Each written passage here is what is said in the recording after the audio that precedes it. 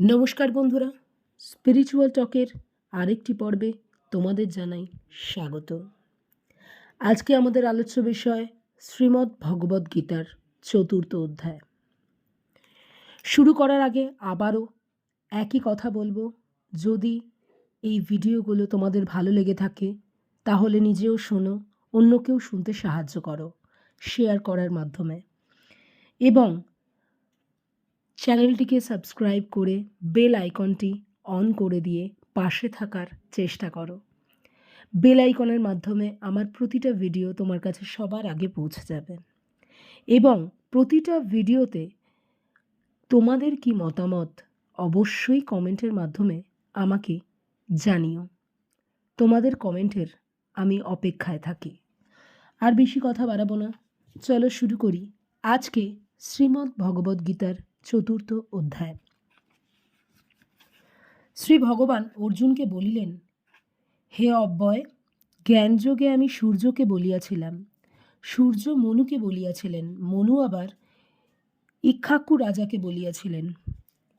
হে শত্রু বিজয় বীর, রাজর্ষিরা এই জ্ঞানযোগে বংশানুক্রমে জ্ঞান হত হন, কিন্তু বহুদিন গত হওয়ার ফলে সংসারে ইহা লোপ পাইয়াছে। তুমি আমার সখা, ভক্ত ও বন্ধু, সেই কারণে আমি তোমাকে সেই পুরাতন গোপনীয় তত্ত্ব ও শ্রেষ্ঠ যোগ বলিলাম। অর্জুন বলিলেন, হে ভগবান, আপনার জন্ম পরে আর সূর্যের জন্মের আগে, তবে আপনি প্রথমে সূর্যকে বলিয়াছিলেন, তাহা আমি কি প্রকারে জানিব? শ্রী ভগবান বলিলেন, হে মহাবীর অর্জুন, আমিও তোমার বহুবার জন্ম হইয়া গিয়াছি, আমি সেই সবই জানি, তুমি জানো না। আমার জন্ম ও মৃত্যু নেই, আমি সকলের ঈশ্বর। আমি নিজ প্রকৃতিতে আশ্রয় করিয়া নিজে মায়া বলে নিজেকে সৃষ্টি করিয়ে থাকি। হে অর্জুন, যে যে সময় ধর্মের গ্লানি অর্থাৎ অধঃপতন হয়, সেই সেই সময় আমি নিজেকে সৃষ্টি করি। সাধুদিগের পরিত্রাণ, পাপীগণের বিনাশ এবং ধর্মকে আবার প্রতিষ্ঠিত করতে যুগে যুগে আমি অবতীর্ণ হই। হে অর্জুন, যিনি আমার এই অলৌকিক দিব্যজন্ম ও কর্ম প্রকৃতভাবে জানেন, দেহ অন্তে তাহার পুনর্জন্ম হয় না, তিনি আমাকেই প্রাপ্ত হন। সংসারে আসক্তি, ভয়, ক্রোধ ত্যাগ করে মন আমাতে সঁপিয়া আমার শরণাগত হইয়া বহু ব্যক্তি জ্ঞান ও তপস্যায় শুদ্ধ হইয়া আমার ভাবকে প্রাপ্ত হইয়াছে। যাহারা যেভাবে আমাকে উপাসনা করেন, আমি সেইভাবেই তাহাদিগকে দয়া করিয়া থাকি। হে পার্থ, মানবগণ সর্বপ্রকারে আমার পথ অনুসরণ করিয়া থাকে। ইহলোকে কর্মফল পাবার আশায় সকল দেবতাদের উদ্দেশ্যে যাগযজ্ঞ করিয়া থাকেন। গুণ ও কর্মের বিভাগ অনুসারে আমি 4ই বর্ণ সৃষ্টি করিয়াছি। যদিও আমি উহা স্রষ্টা, তথাপি আমাকে অকর্তা বলিয়া জানিবে। আমাকে কর্মলিপ্ত করিতে পারে না, আমার কর্মফলের বাসনা নাই। এই সত্য যে জানে, সে কর্মবন্ধনে আবদ্ধ হয় না, কারণ তাহার কৃত্তিত্বাভিমান নেই। প্রকৃতপক্ষে আমি কর্ম করি না জানিয়া মুক্তির জন্য প্রাচীন ঋষিরাও কর্ম করিয়া গেছেন। তাই পূর্বেকার মহাত্মাদের মতো তুমিও কর্ম করিয়া যাও। কর্ম করাই বা কি, কর্ম না করাই বা কি, তাহা মহাত্মারাও বুঝিতে পারেন না। কর্ম কি তাহা বলিতেছি, যাহা জানিলে তুমি অকল্যাণ হইতে মুক্ত হবে। কর্ম, বিকর্ম এবং অকর্ম, এই 3টি বুঝিবার আছে। শাস্ত্ররহিত অকর্ম বিষয়েও বুঝিবার আছে, কারণ কর্মের গতি বোঝা বড় শক্ত। যিনি কর্মে অকর্ম আর অকর্মে কর্ম দর্শন করেন, সেই ব্যক্তি মনুষ্যের মধ্যে বুদ্ধিমান। তিনি যোগী এবং সর্বকর্মের অনুষ্ঠাতা। যাহারা সমস্ত কর্ম কামনাহীন, জ্ঞানীরা তাহাকে জ্ঞানাগ্নির দগ্ধকর্মা পণ্ডিত বলিয়া থাকেন।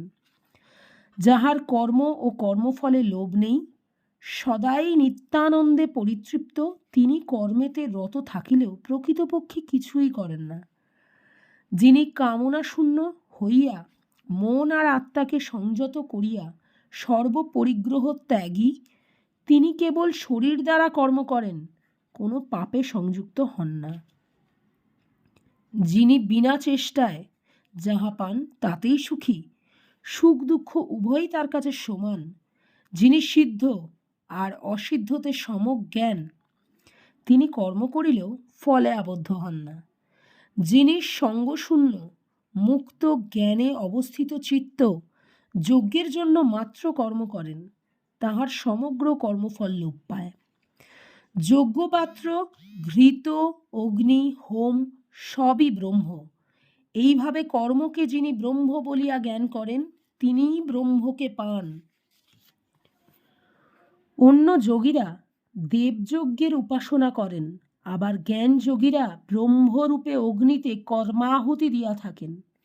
কোনো কোনো যোগী আবার সংযমানলে ইন্দ্রিয় সকলকে আহুতি দেন, কেহ বা ইন্দ্রিয়রূপ অগ্নিতে বিষয়ে আহুতি দেন। আবার কেহ কেহ জ্ঞান প্রদীপ্ত আত্মসংযম স্বরূপ সমগ্র ইন্দ্রিয় কর্ম ও প্রাণ কর্মসমূহকে আহুতি দেন। কেহ কেহ আপন বায়ুতে প্রাণহুতি দেন, কেহ বা আপনের প্রাণকেই আহুতি দেন। আবার কেহ বা প্রাণপান গতি রুদ্ধ করিয়া প্রাণায়ামে আহুতি দিয়া থাকেন। এই যজ্ঞবিদগণ যজ্ঞ সম্পাদন করিয়া নিষ্পাপ হইয়া যান এবং যজ্ঞান্তে অমৃত ভোজনে সনাতন ব্রহ্মকে প্রাপ্ত হইয়া থাকেন। হে কুরুষোত্তম, যে যজ্ঞে লিপ্ত হয় তাহার ইহলোকে নাই, পরলোকে ত দূরের কথা। নানা প্রকারের যজ্ঞের কথা বলা হইয়াছে, কিন্তু এই সকল কর্ম হইতে জ্ঞাত হইয়াছে। এই তত্ত্ব বুঝিতে পারিলে মুক্ত হইবে। হে মহাবীর অর্জুন, দ্রব্যময় যজ্ঞ হইতে জ্ঞানযজ্ঞ শ্রেষ্ঠ, কেননা সর্বকর্ম জ্ঞানের বিকাশে শেষ হয়ে যায়। সেই জ্ঞানবেত্তা গুরুকে প্রণাম করিয়া সেবা করিয়া তাকে নানারূপ প্রশ্ন জিজ্ঞাসা করিয়া তত্ত্বদর্শী জ্ঞানীরা তোমাকে উপদেশ দিবেন। হে অর্জুন, এই জ্ঞান প্রাপ্ত হইলে তোমার আর মোহ থাকবে না। আমাতে ও নিজ মধ্যে তুমি সর্বভূতকে অভিন্ন দেখিতে পাইবে। যদি তুমি সবচেয়ে পাপিষ্ঠ হও, তবুও জ্ঞানরূপ ভেলার সাহায্যে পাপ সমুদ্র পালন করতে পারবে। হে অর্জুন, ঝুলন্ত অগ্নি যেমন সকল কাষ্ঠকে ভস্মসাৎ করে, সেই প্রকার জ্ঞানরূপ অগ্নি সকল কর্মকেই ভস্মীভূত করিয়া থাকে। জ্ঞানতুল্য পবিত্র কিছু ইহলোকে নাই। এই জন্য জ্ঞান যোগমুক্ত যোগী যথাকালে পরমাত্মায় বিলীন হন। যিনি একনিষ্ঠ শ্রদ্ধাবান জিতেন্দ্রিয়, তিনিই আত্মজ্ঞান লাভ করিয়া শীঘ্রই পরম শান্তি পাইয়া থাকেন। অজ্ঞ, শ্রদ্ধাহীন ও সংশয়াকুল ব্যক্তি ধ্বংস হয়। যে ব্যক্তি শাস্ত্র বা গুরু উপদেশ সন্দেহ করে, সেই ব্যক্তির ইহলোক পরলোক এবং বৈষয়িক সুখ কিছুই থাকে না। হে অর্জুন, যোগ দ্বারা যিনি সর্বকর্ম শ্রী ভগবানে সঁপিয়া দিয়াছেন এবং আত্মবান, সেইরূপ ব্যক্তিকে কর্ম সকল আবদ্ধ করিতে পারে না। অতএব হে অর্জুন, জ্ঞানস্বরূপ খড়গ দ্বারা তোমার হৃদয়ে এই যে সন্দেহে তাহা ছেদন করত, নিষ্কাম কর্মযোগ করো এবং যুদ্ধের জন্য প্রস্তুত হও। ইতি জ্ঞান যোগ নামক চতুর্থ অধ্যায় সমাপ্তম।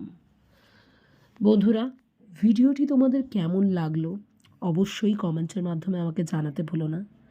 আজকে স্পিরিচুয়াল টকের এই পর্ব আমি এখানেই শেষ করছি। আবারও দেখা হচ্ছে স্পিরিচুয়াল টকের পরের কোনো পর্বে। ততক্ষণ জয় গুরু। ওম নমো বিষ্ণুবে নমঃ।